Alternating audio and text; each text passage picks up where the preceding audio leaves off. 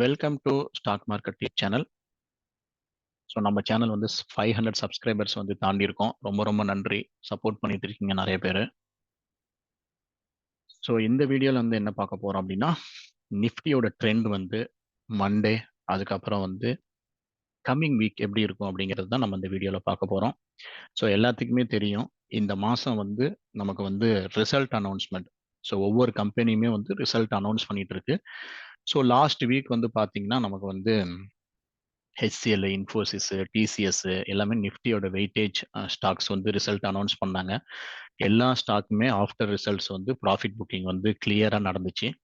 அதை வந்து நீங்கள் இந்த எஃபிஐ டிஐஐ டேட்டாவை பார்த்தீங்கன்னாவே தெரியும். இங்கே பாருங்க, டிஐஐ வந்து ஃபர்ஸ்ட் டைம் செல் பண்ணியிருக்காங்க 100 கோடிக்கு. எஃப்ஐஐ வந்து பை பண்ணியிருக்காங்க. இது வந்து ரொம்ப ரொம்ப ஒரு குட் நியூஸ். ஏன் அப்படின்னா, எஃப்ஐஐ வந்து கொஞ்சம் இந்தியன் மார்க்கெட்ல வந்து இத்தனை நாள் வரிசையா செல் பண்ணிட்டு இருந்தவங்க வந்து இப்போ ஒரு 300 கோடியாவது பை பண்ணியிருக்காங்க. பட் இது வந்து ஒரு பெரிய ஃபிகர் கண்டிப்பா கிடையாது. அதே மாதிரி இந்த 1 or 2 crores வந்து செல் பண்ணது வந்து பெரிய ஃபிகர் கிடையாது. ஸோ அதனால தான் மார்க்கெட்டோட மூவ்மெண்ட் பாருங்க, கேப் டவுன் ஆனாலுமே மறுபடியும் கேப், அந்த என்ன கேப் ஆச்சோ அதை அப்படியே ஃபில் பண்ணிட்டு திருப்பி செல்லிங் ஆயிருக்கு. ஸோ இதெல்லாம் நமக்கு பார்க்கும்போது, ஸோ ரிசல்ட் வந்து நல்ல ரிசல்ட் வந்துருச்சு அப்படின்னா ஸ்டாக்ஸ் வந்து எல்லாமே ப்ராஃபிட் புக்கிங் வந்து அதிகமாக நடக்குது. அது மட்டும் இல்லாத மண்டே வந்து HDFC வந்து ரிசல்ட் அனௌன்ஸ் பண்ண போறாங்க. ஸோ நாளைக்கு தான் ரிசல்ட் அனௌன்ஸ்மெண்ட் சொல்லியிருந்தாங்க. ஸோ மேபி எனக்கு தெரிஞ்சு நாளைக்கு கொடுக்க மாட்டாங்கன்னு நினைக்கிறேன். ஸோ மண்டே வந்து ஒருவேளை மார்க்கெட் டைம்ல வந்து அவங்க கொடுக்க வாய்ப்பு இருக்கு. அப்படி ஒருவேளை மார்க்கெட் டைம்ல கொடுத்தாங்க அப்படின்னா மார்க்கெட் வந்து கம்ப்ளீட்டா பேங்க் நிஃப்டியை பேஸ் பண்ணி தான் இருக்கும். ஏன் அப்படின்னா HDFC தான் வந்து ஹையஸ்ட் வெயிட்டேஜ் நம்மளோட நிஃப்டியில. அதனால வந்து பாத்தீங்கன்னா கண்டிப்பா HDFC ரிசல்ட் வரும்போது பேங்க் மார்க்கெட் வந்து திடீர்னு ஒரு 50-60 பாயிண்ட் மேலே போகும், திடீர்னு வந்து ஒரு 50-60 பாயிண்ட் கீழே வரும். அதனால மண்டே வந்து ரொம்ப ரொம்ப கேர்ஃபுல்லா ட்ரேட் பண்றவங்க பண்ணுங்க.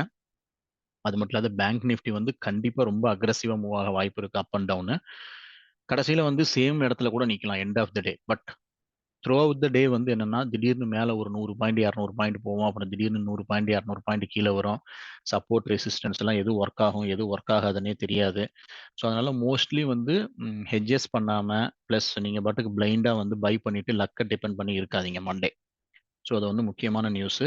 ஸோ அதனால வந்து கேர்ஃபுல்லா பண்ணுங்க ட்ரேடு. ஓகே, ஸோ நமக்கு என்ன ஆகும் அப்படின்னா, நான் இன்னும் ரொம்ப ரொம்ப ஸ்ட்ராங்கா இன்னுமே வந்து மார்க்கெட்ல வந்து நம்புறது என்ன அப்படின்னா, இந்த 19848.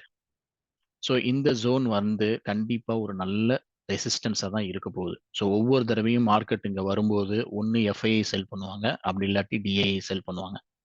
ஸோ அதனால நான் மார்க்கெட் வந்து கண்டிப்பா இந்த 19849க்கு மேல மார்க்கெட் போனுச்சுன்னா மட்டும்தான் மார்க்கெட் வந்து புல்லிஸ். அப்படி இல்லாட்டி மார்க்கெட் அன்ன வரைக்கும் வந்து ஒன்று பியரிஸ், அப்படி இல்லாட்டி வந்து கண்டிப்பா வந்து சைடு வேஸ்ல தான் போக வாய்ப்பு இருக்கு. நான் வந்து ஃப்ரைடேவும் சொல்லியிருந்தேன், மார்க்கெட் வந்து மேபி இந்த ப்ளூ லைன், இந்த ரெக்டாங்கிளில் ஓப்பன் ஆகலாம், ஓப்பன் ஆகிட்டு கொஞ்சம் தூரம் இப்படி வரலாம், மறுபடியும் செல் அடிக்கலாம்னு சொல்லியிருந்தேன். அதே மாதிரி மறுபடியும் ஒருவேளை இந்த இடத்துக்கு போகும்போது இந்த இடத்துல இருந்து மறுபடியும் செல் அடிப்பாங்கன்னு சொல்லியிருந்தேன். பட் இந்த இடத்துல இருந்து செல் ஆகல. அதுக்கு பதிலாக நம்ம ஸ்டாப் லாஸ் வச்ச இடத்துக்கு போயிட்டு மறுபடியும் அங்கேருந்து செல் ஆயிருக்கு. ஸோ அதனால தான் சொன்னேன், எடுத்தோடனே வந்து நீங்கள் மார்க்கெட்டை வந்து செல் பண்ணாதீங்க, கொஞ்சம் மார்க்கெட் ரெக்கவர் ஆகட்டும், அதுக்கப்புறம் செல் பண்ணுங்கன்னு சொல்லியிருந்தேன். யாராவது இந்த இடத்துல வந்து செல் பண்ணியிருந்தீங்கன்னா இது வரைக்கும் நான் ப்ராஃபிட் புக் பண்ண சொல்லியிருந்தேன். ஒருவேளை இதை கிராஸ் பண்ணி வந்துச்சுன்னா அதுக்கப்புறம் வாட்ச் பண்ணுங்கன்னு சொல்லியிருந்தேன். ஸோ இது வந்து சூப்பராக வந்து ஒர்க் அவுட் ஆயிருந்துச்சு. யார் யார் அந்த வீடியோ பார்த்தீங்கன்னு தெரியல. ஸோ பார்த்தவங்க கண்டிப்பாக நல்ல பெனிஃபிட் ஆயிருப்பீங்க. ஸோ மண்டே வந்து என்னவாகலாம் அப்படின்னா, மார்க்கெட் வந்து எனக்கு தெரிஞ்சு மறுபடியும் இந்த ஜோன், அதாவது ஒரு 50 பாயிண்ட் 60 பாயிண்ட் கேப் டவுன் ஆகலாம். என்ன ரீசன் கேப் டவுன் ஆகலாம் அப்படின்னா, இங்க பாருங்க, ஆல்ரெடி வந்து SGX நிஃப்டி வந்து 100 பாயிண்ட் டவுன்ல இருக்கு. பிளஸ் நாஸ்டாக் வந்து 194 பாயிண்ட் டவுன்ல இருக்கு. அதே மாதிரி நமக்கு இது டவ் ஜோன்ஸும் பார்த்தீங்கன்னா 39 பாயிண்ட் தான், வெறும் 39 பாயிண்ட் தான் வந்து அப்பா இருக்கு. At the same time S&P 500 பார்த்தீங்கன்னா 0.5% விழுந்திருக்கு. அப்படிங்க அதே மாதிரி விக்ஸ் பாருங்க, விக்ஸும் வந்து யூஎஸ் விக்ஸும் வந்து ரொம்ப ஏறி இருக்கு. அட் த சேம் டைம் பார்த்தீங்கன்னா நமக்கு ஆயிலோட ப்ரைஸும் வந்து ஏறி இருக்கு. இதெல்லாம் வந்து கொஞ்சம் டேஞ்சர், நம்மளோட மார்க்கெட்டுக்கு வந்து கொஞ்சம் டேஞ்சரான ஜோனு. ஸோ அதனால வந்து நான் என்ன பர்சனலாக ஃபீல் பண்றேன் அப்படின்னா, எப்பப்பெல்லாம் மார்க்கெட் ரெக்கவர் ஆகுதோ, ஸோ எப்பப்பெல்லாம் மார்க்கெட் வந்து ஒருவேளை நாளைக்கு வந்து இந்த இடத்துல ஓப்பன் ஆகுது அப்படின்னா, ஒருவேளை இந்த லைனுக்கு வந்துச்சு அப்படின்னா மார்க்கெட்டை செல் பண்ணுங்க. செல் பண்ணிட்டு இந்த இடத்துல ஸ்டாப் லாஸ் வச்சுக்கிங்க.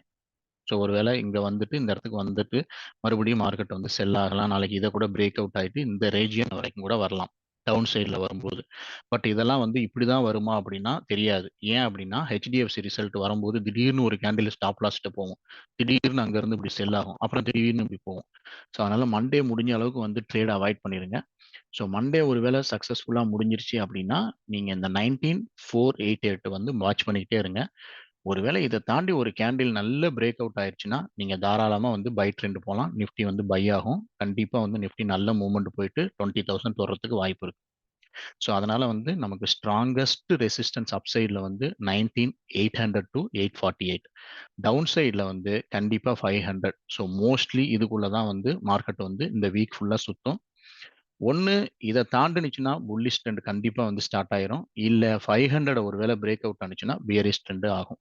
ஸோ அதனால ஒவ்வொரு ரிசல்ட்டும் வர வர ஏன்னா இந்த வீக் ஃபுல்லாகவே நல்ல ரிசல்ட்ஸ் எல்லாம் இருக்கு. பஜாஜ் ஃபினான்ஸு, இண்டஸ்இண்டு.